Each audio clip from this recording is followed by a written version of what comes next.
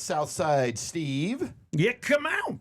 Okay, here we are. Friday, our first show of 2026. I got to tell you, man, this is special to me. This year's already started off. I know this sounds hokey, but I'm telling you, I have got a new daily planner. I get these things. And for some reason, American Express sent me two. I don't know if I was charged or not, but I go old school. I'll show you guys. I mean, this is the way Southside keeps his life together. You know, it's got the book. It says 2026. And you just open it up, and it's full of pages that I can write stuff.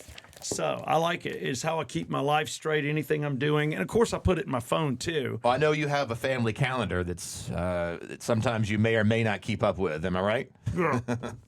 Thank you, honey. I enjoy the family calendar. You know what I get now when I ask her a question? So what time tomorrow? It's in the calendar. Literally. That's what she says. It's like my father. Dad, how long ago did the dinosaurs live? And my dad would go, look it up. Look in your encyclopedia or world book encyclopedia. He would go, get an encyclopedia. Yeah. You're right. We had two different ones. We had the World Book and something else that I think was a little hipper and different. The Encyclopedia Britannica. Maybe that was it. The Yes. fancy one, yeah. Yes. That damn thing. And you open it up and it's like War and Peace, these big ass books. And you're like flipping pages. And then your dad hears you flipping quick. He goes, hey, flip slow. Don't you tear those pages. But I would have to look it up. So now my wife has become my father. Either I have been around two mean people or I'm horrible to be around. You've just never grown up. Maybe I haven't grown up. I think I'm annoying, but I'm good annoying. As a matter of fact, I'm going to sip water. So you at home don't see it. Jeff, talk for a second. Oh, yeah. So what we got on today's show, January 2nd, big Georgia game. We'll get into sports. I watched the whole thing last night. All right, the fact that Jeff watched sports is huge. That in itself is a New Year's resolution. Keep in mind, Jeff is all things movies. He is all things music. He is this much sports. But it's cool, and I dig it. And the fact that you watched, that's great. So we're going to cover that. We're going to cover right now Monks. I'm covering Monks. And I had this story earlier in the week because I saw it. Now it is hit home. And the reason it's hit home is because the Monks literally passed my brother around noon. Okay, so go refresh because you brought this in, and I haven't heard anything about this. Well, monks. These monks are like walking. Buddhists. They're Buddhist monks. Yeah. Okay. My brother even said, he goes, "Do people know they're Buddhists?" I go, "You know what, man? You can't have a problem with everything. I got more of a problem with the Somalis, and I got a ton of damn problems with anybody screaming Allah Akbar or Allah. I don't even know what those things mean. I've seen them in movies. I don't, and I don't want to know what they mean. It's not my thing, man. I didn't grow up throwing rocks at people. You just don't want to hear "Death to America." That's what we're trying to avoid. I don't want to hear hearing. "Death to America," and I don't want to hear that one from the pond to the ocean or whatever the crap that is. Oh, that's the Palestinian thing, from the sea to the that covers Israel. Yeah. Right. So you don't go after Americans on my turf, and you don't go after the Jewish people on my turf. I protect both. Okay. That's who you do not go after. But as far as the Buddhist, man, the guy's fat. He's shirtless and supposedly holds his little fingers together and he meditates. Seems pretty harmless to me. Well, it's all about living in the moment. It's all about living, presently, and not dwelling in the past and not stressing about the future. It's all about be here now. You know what somebody did, and I saw this online, and I'm going to get deep with you guys. Since you said that, you sparked a thought. Because right now, I am 100% a consumer of knowledge. I'm absorbing anything. I'm even doing what my kids do, 6'7", 7'6", whatever. I am trying to get it all. But somebody put a dot on the paper, and this is one of those things you look at. What do you see? Can you see that? Yeah. What do you see? It's a dot on a piece of paper. You shouldn't look at the dot. The dot doesn't matter. Everything else does. And that's the thing. We focus on one thing that's not going. One small thing and not looking at the big picture is what you're trying to say. We look at the big picture. Look, and this is, hold on a second. This is going to my wife. Amanda, big picture. Mm-hmm. So the small dot for me would be being unemployed. Small. Mm-hmm. It's just a thing. Are we healthy? Do we have a house? Do we live on a golf course? Have I busted my ass for 30 years? Not been paid what I should have been paid, but I'm not upset, nor am I jealous of others. The fact that I don't have a jealousy issue, and you really don't either. You're more jealous than I am, but I'm not jealous at all. I would say you're this much jealous and I'm zero. Well, I'm not jealous of anyone specific. I'm jealous in general, some of the bigger picture things. Okay. In terms of me being the hardest working man trying to get into show business, I'm jealous of the people that are in it. No one specific, just in general. People do not realize that my co-host is a failure. And the cool thing is he doesn't give up. So we live with Jeff's failures, waiting, cheering for Jeff just to get a touchdown. Yeah, something's going to happen. So anyway, we're living in the moment with the Buddhist monks. What are they doing? What they're doing is they're walking. They're walking from Fort Worth, Texas to Washington, D.C. And it's a peace march. It's telling people, live in the moment, like you said, be peaceful. Okay. And people are showing up to watch them. So it's going to take 120 days for them to walk. They started walking in October, and they just walked through Fayetteville, Georgia, home of the Rickmans for many, many, many years. And I still got friends there, but they walked through the square right past our old radio station. Oh, the old square where Fox FM and the Bear is. Where 92 and 54 all meet up or almost meet up. 92 is further down, but it's Georgia 85 and 54 intersect. Okay, so the monks are in Georgia now. Well, now they've left Fayetteville. They walked their butts off over the week. So while the rest of us are drinking and cheering, okay, there they are. That's them walking right now. And the cool thing is my brother, Kevin Rickman, my middle brother, is an EMT, advanced EMT, told me to make sure people knew that. He could take another year's worth of classes and become a paramedic, but he's like, I only make 80 more cents an hour. If I do that, it's not worth it. And I'm good where I'm at. And I respect it. But he's a fireman and an EMT, advanced EMT. Ooh, I got to get that down. But they walk right back by him. He's taking that picture from his ambulance. Oh, wow. And that is currently right now where they are walking. That is Walton, Georgia. And what you're watching, and literally that is happening right now. They are headed to Monroe, Georgia, near Athens, and they will be staying in Good Hope tonight. Good Hope is just a city. Well, now do they get I guess hotels? Yeah, well, the people are putting them up in Good Hope. Okay. And for all I know, Good Hope is a group that works with people, but they give them free stay, free food. And those guys aren't wearing Nikes or hiking boots. No. They're wearing the monk shoe. If you look close, they made them. They're going up to D.C. They're going to go up the East Coast to D.C. And then they will stop in D.C., and that's where they'll have like a little bit of a vigil on why they did it. Okay. So that's the monks. So we'll get more when they get to D.C. in the next, I don't know, what's it going to be, another month? Another month. But, man, coming through Georgia, pretty cool. A lot of walking. The total amount of miles they will walk is 2,300 miles. Mm-hmm. That's a lot. Yeah. So good luck to the monks. And if anybody sees them, I don't know where you buy monk shoes, but they need new shoes. Ready for some Steve MZ? Hell yes. Steve MZ. I want to talk about home wreckers. Mm-hmm. Steve MZ is bringing you home wreckers. A lot of that kind of stuff goes on in Hollywood. In show business. Show business. You would not even believe who some of the biggest home wreckers are. Maybe you know this, maybe you don't. Jada Pinkett Smith is a home wrecker. Get my wife's name out your mouth. Get out your mouth.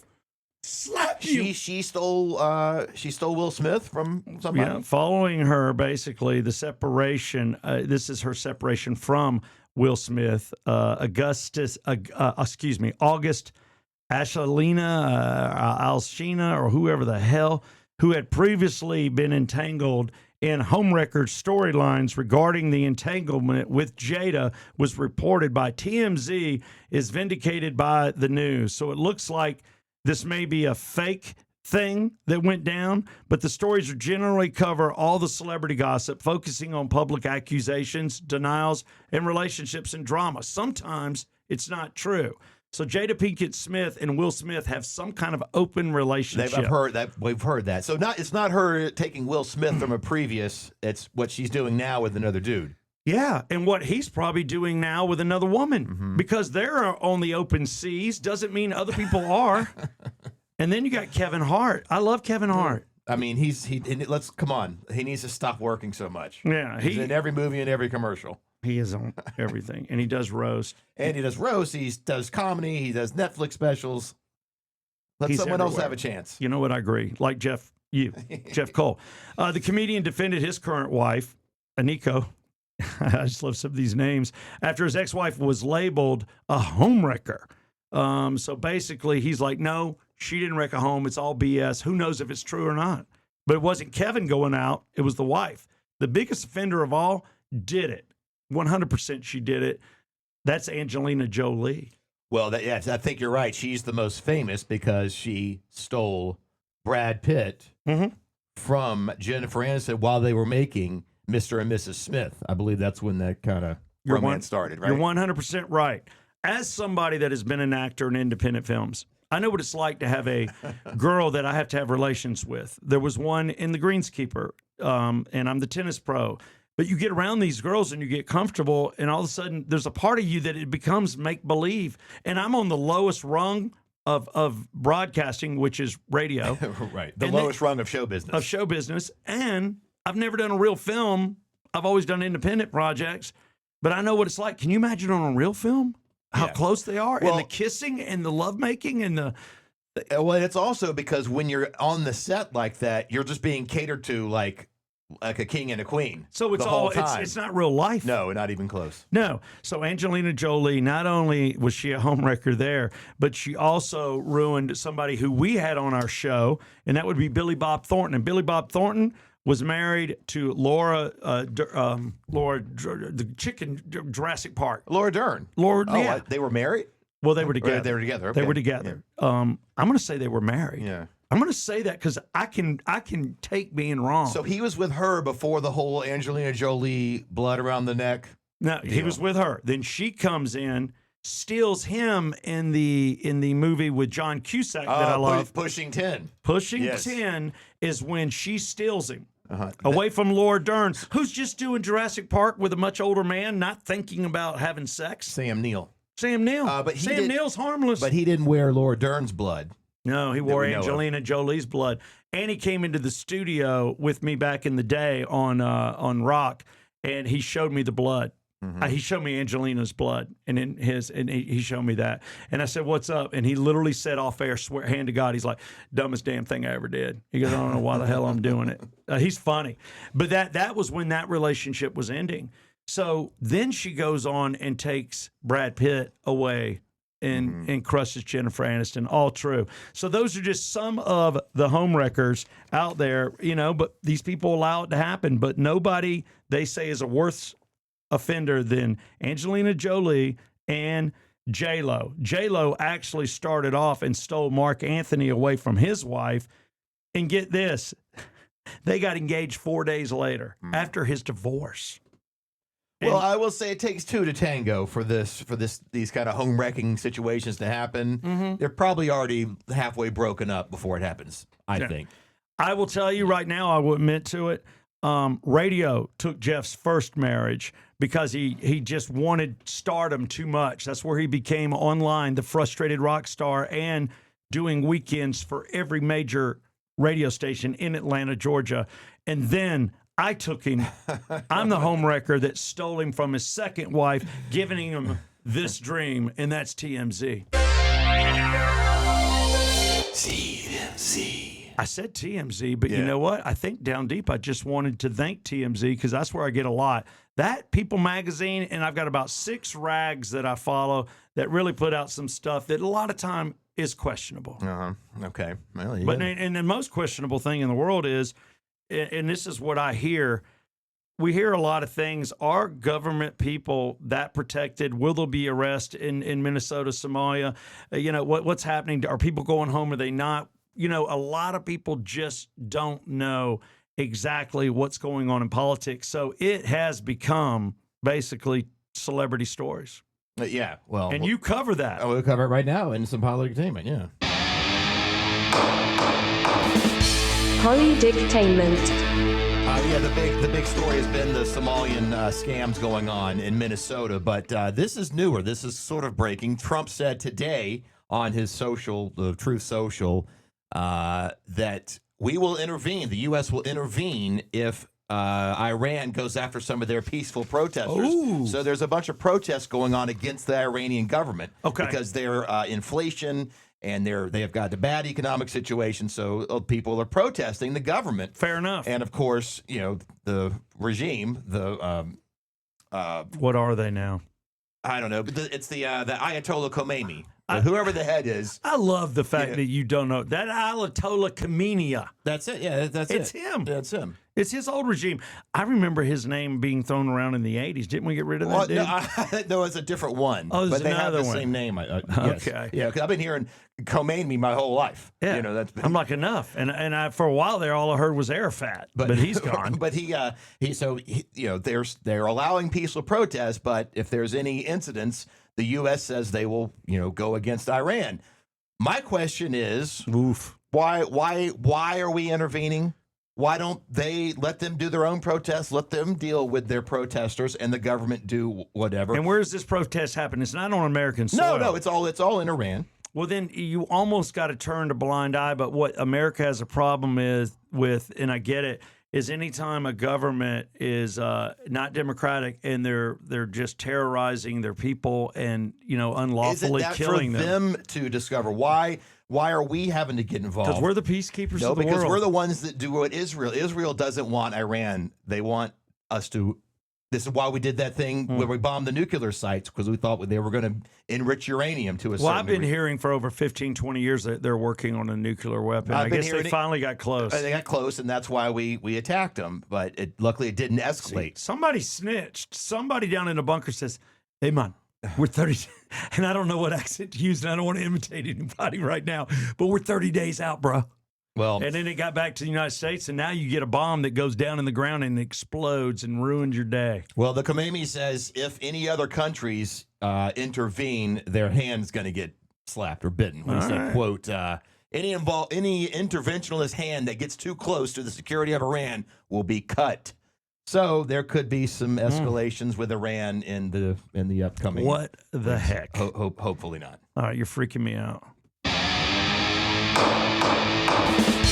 Polydictainment. Oh, man, how the world mourns. We will get into the mourning. The good news is the monks ultimately are your way, Athens, Georgia.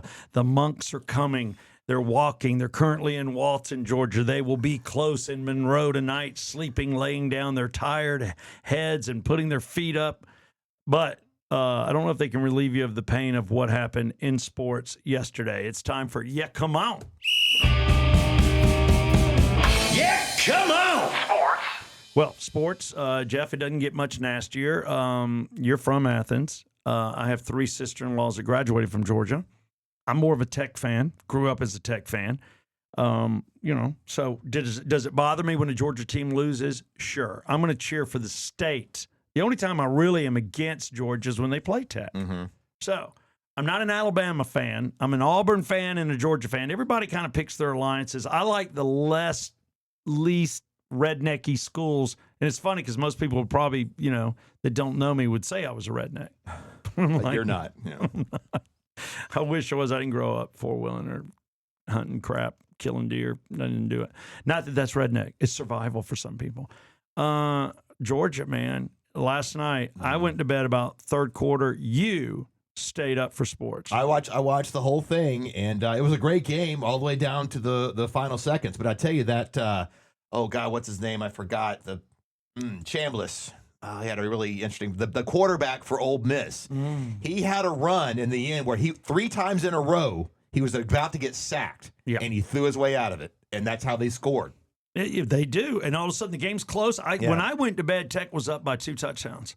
So I'm like, Georgia's going to win. That's why I thought, I was like, I'm about to go to bed, but okay, I'll stay up. I wasn't tired. I kept on watching, and sure enough, they came back. It's painful when they come back. Painful. But then they got the field goal, and then to add insult to injury, because there was literally 1 second left when they kicked it back. Georgia was going to try to do some crazy play and threw the ball backwards and win the end zone safety. So it was 39-34. Ooh, those other 2 points. I think we got a little audio of that happening. Do we not? We have the field goal. That's right. There's a field goal, and here's the reason I like the field goal, and I'll bring it up if you weren't watching last night. When New Year's or 2 nights ago, right? It was 2 nights ago. No, it was last night. Wasn't it New Year's? There was a countdown. New Year's Day. That was the clip that you sent. Yeah, that was from a few years ago. That's what I thought. That was the Georgia game. I was going to play it as a joke because I thought it was funny that they actually counted it down once in their life. But yeah, this Georgia situation was nasty. My neighbor told me, he goes, "Can you believe Georgia lost?" And I went, "Oh damn." 47 yards.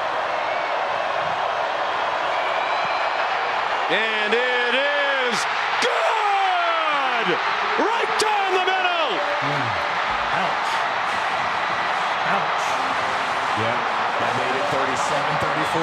And then, bam, the last second, 39-34. Because we tossed the ball in the end zone, they got it, they get a sack. Do you remember, I always think about this, and I don't see it more often, is there was some play I used to see as a kid. I think it was a college football game. The lateral? Yes, where he goes, they do They lateral throw it, moves. throw it, and throw it, Yeah. and throw it, Well- and then the guy goes into the end zone and the band and people are on the film Yeah. and he runs over a trombone player and scores. Yeah, what game was that? Was that real? And why does anybody try it ever since? They will try it. It has happened definitely on the high school level. Every once in a while, you'll lateral it 15 times to get in the end zone, but that was real. I want to say that was a Georgia game. I know what you're talking about. But you know the clip. I know the clip. And that's so funny that as soon as I mentioned it, you knew exactly what I was talking about. I've never seen anything like Yeah. it where they're throwing it around, still live, yet certain fans and certain members of the band think the game's over, and they come onto the field, and literally a trombone player gets mowed down. I mean, you see his instrument bent right up in his gut. At one point, Georgia did do a fake punt. They did a sneak play, and they were set up to punt, and then they went for it, and they got a first down. So they had a little bit of that action. Tell you what, we'll try to find that clip. We'll run that Come On Sports because we can do whatever we want. We try to cover what's going on. I will tell you, Come On Sports has come a long way with this, and I want to put it out there because I hear I'm an NFL guy, but there's a lot of college people too. College, NFL, NFL gets Monday, Thursday, Sunday. College gets Saturday, leave it alone. And there's people about this playoff. What do you do? How do you decide? One guy broke it down, and his name is Dan Lanning, and he broke it down. Oh, the head coach of the University of Oregon. Right? Isn't that him? How in the hell did you know that? Ultimately, in my mind, the vision for this should be, every playoff game should be played every single weekend until you finish the season. Ideally, the season, even if it means we start week 0 or you eliminate a bye, the season ends January 1st. This should be the last game. It should be the championship game, and then the portal opens.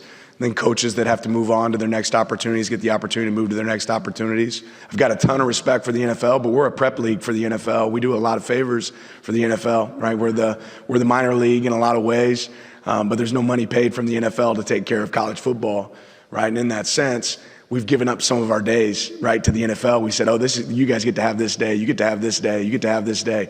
Saturday should be sacred for college football, right? And every Saturday through the month of December should belong to to college football, in my opinion. Okay. Well, there you go. So don't do any of your little pro games, NFL games on Saturday. We did a few.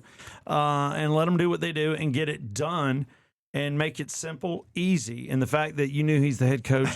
I cheated. Okay. Well, I was like, damn, this show just came a long way. Another thing that I learned watching the game yesterday, Kirby Smart just turned 50. Oh. Okay. He's that young. He's younger than you. Yes. The head coach of Georgia's younger than you. Yeah, this Not is the players, the head coach. No, this is a grown man with a huge career. I know. He's got to be way older than me, right? No, he's a year younger than me. Yeah. That killed me. I was like, oh, wait a minute. It does kill you. The only thing I ever look at is I'm like, at least I'm younger than Tom Cruise and Brad Pitt. Barely.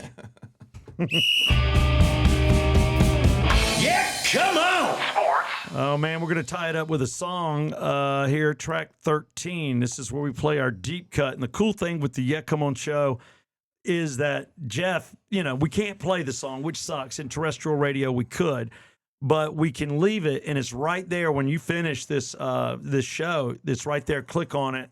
I've been doing it, and the song just comes on. You get to hear it and enjoy it because we are giving you a tidbit of information, and this one comes from a show you finally watched, and I watched 2 years ago. Yeah, I finally watched Daisy Jones and the Six. And I will tell anybody to go see it. It's a great music band story. Yeah, kind of. It reminds me a lot of Almost Famous. Yeah. You remember the movie Almost Famous? That's a great one. But for some reason, I put this show off because everyone was recommending it. Hey, it's classic rock. It's 70s. You'll love it. Yes, it's too close to me because I get jealous on two fronts.